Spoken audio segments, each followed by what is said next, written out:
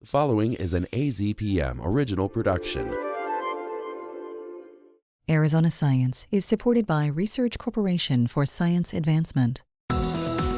For Arizona Public Media, I'm Tim Swindle, Professor Emeritus of Planetary Science at the University of Arizona, and this is Arizona Science. Joining me today is Alan Strauss, the Head of Education and Public Outreach for the new Vera Rubin Observatory. Welcome, Alan. Can you tell us a little bit about what makes this observatory special? Everything, if I can say that. It's the first of its kind in many ways. It's the largest digital camera ever produced. It's a very large mirror that was fabricated here at the University of Arizona, 8.4 meters in diameter.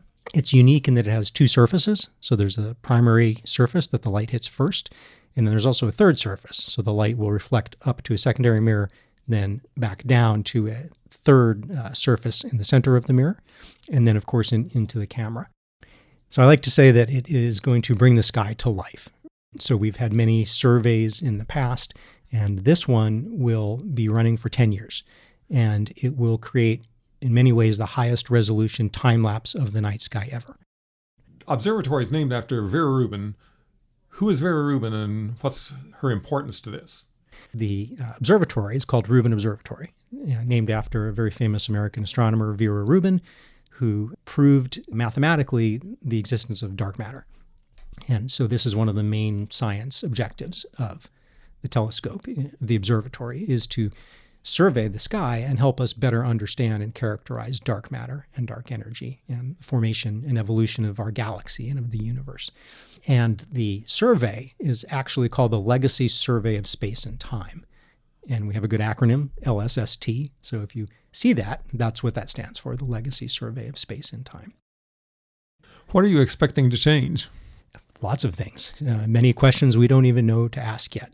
We hope that we will certainly see many, many asteroids. So the survey will most likely complete an inventory, if you will, of the solar system. It'll push the number of objects up 2, 3, 4, 5 times from what's currently known.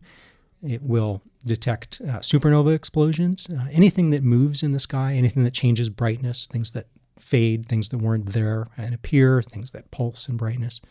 And when will the telescope actually begin imaging the sky? We are very, very close to completion. We expect that we will achieve what's called system first light early in the year sometime, meaning that we're getting scientific grade data through the camera. Okay. Where is the telescope located? So it's on a ridge called Cerro Pachon in north central Chile. And the operational headquarters are here in Tucson in the National Optical and Infrared Astronomy Research Laboratory. Yeah, there's many telescopes there in the same area. The Gemini South Observatory is there, the Southern Observatory for Astrophysical Research. And I think about 70% of the world's largest telescopes are in Chile. You talked about citizen science. You have some citizen science projects associated with this project? Yeah, so this is a big push in Rubin Observatory. The scale of the data is unprecedented.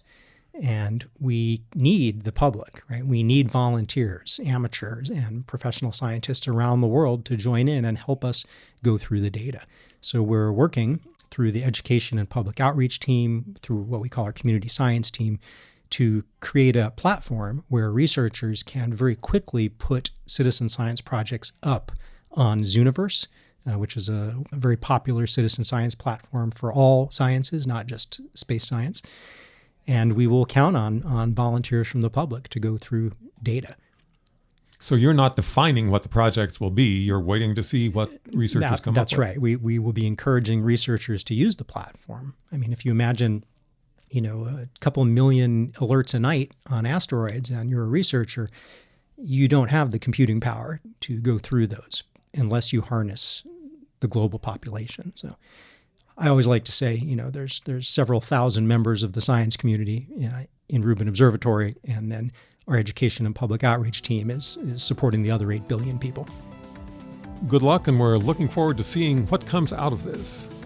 Our guest today has been Alan Strauss, who is the head of education and public outreach for the upcoming Vera C. Rubin Observatory, which will survey the sky continuously with unprecedented sensitivity. This is Tim Swindle, and you have been listening to Arizona Science. You can also listen to this and other Arizona Science segments by going to the AZPM website at azpm.org.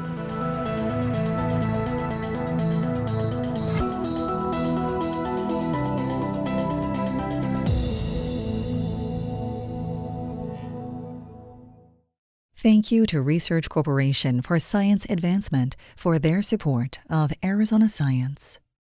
AZPM podcasts are made possible in part by donations from listeners like you. Learn more at support.azpm.org. Thank you.